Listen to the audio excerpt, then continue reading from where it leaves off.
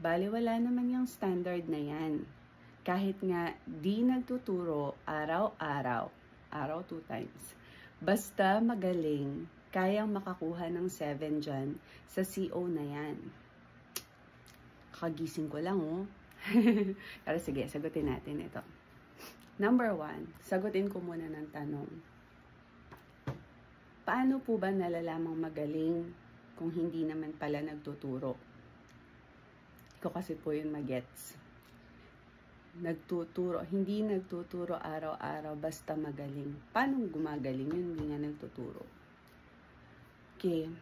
So, sa totoo lang, hindi ako nag-a-agree na kapag magaling, kaya nang ipakita yung 7 doon sa ating COT rubric.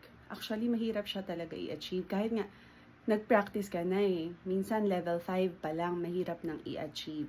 So, how much more level 7? So, ang tanong ko ngayon, paano ba siya ni-rate? Kasi kung halimbawa kilala siyang magaling, kagaya ng sinasabi nyo, ibig sabihin po ba hindi na gumamit ng classroom observation tool?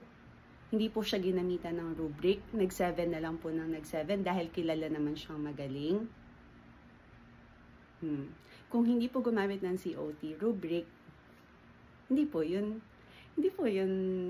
actual na observation na ni-rate ng tama. Kung ganun po yung nangyari, ha? Okay. Tapos, kapag ginagawa natin yung ganitong pamamaraan na subjective natin siya tinitingnan, isipin natin na meron dyan sa school natin na isang teacher na sinisikap pagalingin yung kanyang sarili. Pinipilit niya abutin ang standard sa abot ng makakaya niya. Ang ginagawa niya araw-araw sa kanyang lesson plan, regular lesson plan po regular lesson plan niya. Iniisa-isa niya yung indicator na alam niyang i-observe siya sa RPMS or sa PMES na iyon, sa IPCRF. Kailangan niya ng rating doon. Ang ginagawa niya, halimbawa, chine-check niya yung mga indicator. So, indicator number 1, integration of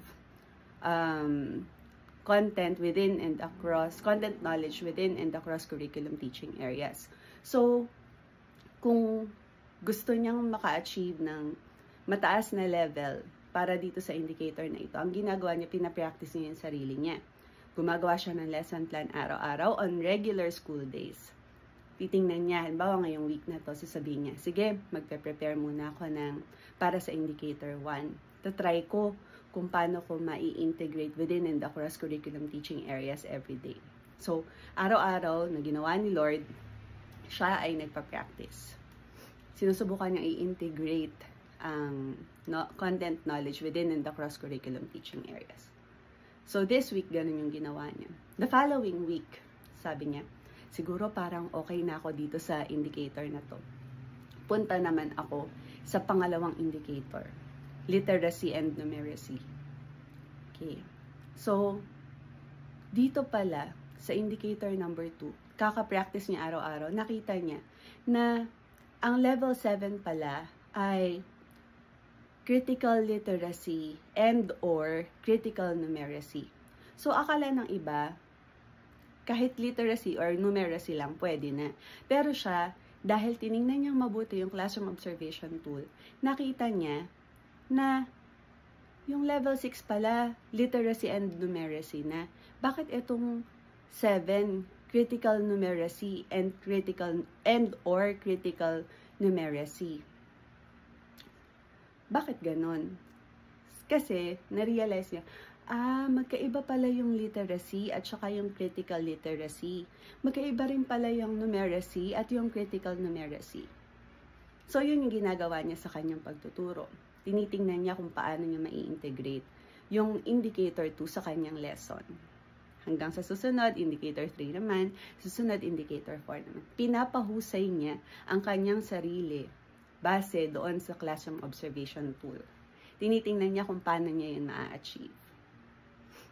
Ngayon, ano ang mararamdaman ng teacher na ito na gumagawa ng tama at pinipilit niyang mailagay ang kanyang sarili base sa standard na meron tayo sa DepEd? Tapos nakakuha siya ng level 5 kasi hindi siya kilala.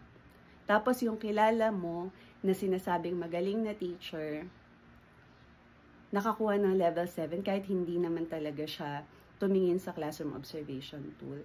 Anong mararamdaman ng teacher na to? Siguro, madidishearten na siya. Sana lahat kayang mag-bounce back after ng heartbreak agad. Pero hindi lahat kasi ganun. So, ano kaya mararamdaman niya, di ba po? At ano rin yung mararamdaman nung teacher na sinasabing magaling, kilalang magaling, na hindi naman nagtuturo at nakakuha ng level 7. Siguro pagyayabang niya pa yun na, kahit naman hindi ka dyan sa standard na yun, makakuha ka naman ng level 7.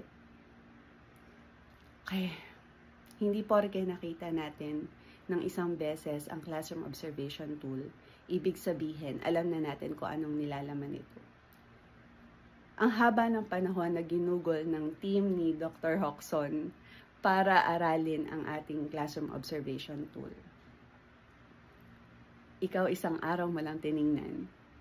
Iniisip mo, alam mo na agad kung ano yan. Basahin pa po natin mabuti at gamitin pa po natin siya araw-araw. Saan po yung problem dito sa tanong na ito? Nasa standards po ba ang problem? O nasa subjective na pagtingin natin dito? Baliwala po ba ang standards o sadyang binabaliwala lang? Parang ikaw, binabaliwala. Charot! Sige na, bye!